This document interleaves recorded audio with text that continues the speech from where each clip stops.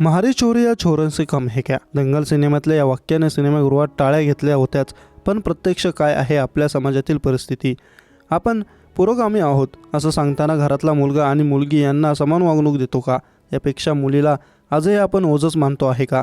अशीच अनेक उदाहरणं समाजात दिसतात. भोपाळमध्ये कुटुंबाच्या अशा मानसिकतेमुळे एका महिलेला आपल्या पोटच्या मुलींचा जीव घ्यावा लागला. बेटी बचाओ बेटी पढाओ किंवा मुलगी शिकली प्रगती झाली अशा पद्धतीची वाक्य फक्त बोलायलाच योग्य आहेत. या विचारांचं आणि वास्तवांचं काही देणं घेणं नाही. फक्त घोषणांच्या मदतीने देशात मुलींची परिस्थिती आणि समाजाच्या विचारधारेला लपविण्याचा प्रयत्न केला जातो असं वाटतं. आजही आपल्या समाजात मुलगी म्हणजे कुटुंबावरचं ओझं मानलं जातं. समाजाच्या याच विचार प्रवृत्तीला बळी पडल्या आहेत. भोपाळमध्ये राहणाऱ्या 2 निरागस मुली, त्यांना त्यांच्या आईनंच गळफास लावून मारून टाकलं. तिसऱ्या मुलीलाही गळफास लावला होता, पण नशीब बलवत्तर म्हणून ती वाचली. त्यानंतर आईनं स्वतःचं जीवन संपवलं. ही घटना भोपाळमधल्या गुणगा इथली आहे. संगीता यादव वय वर्ष 28. हिचा 2018मध्ये रजत यादव याच्याशी विवाह झाला.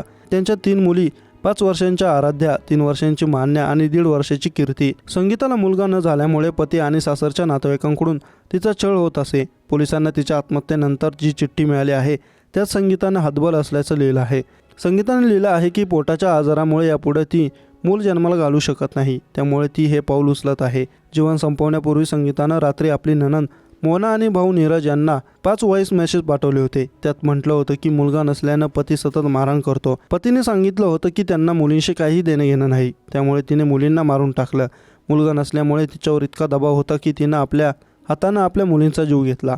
ही काही किरकोळ घटना नाही. ही घटना म्हणजे आपल्या समाजाचा आरसा आहे. समाजात मुलींच्या कोड कौतुकाला सीमा नाही, पण मुलगी म्हणजे समाजाला अजूनही आपल्या डोक्यावरचं ओझं वाटतं.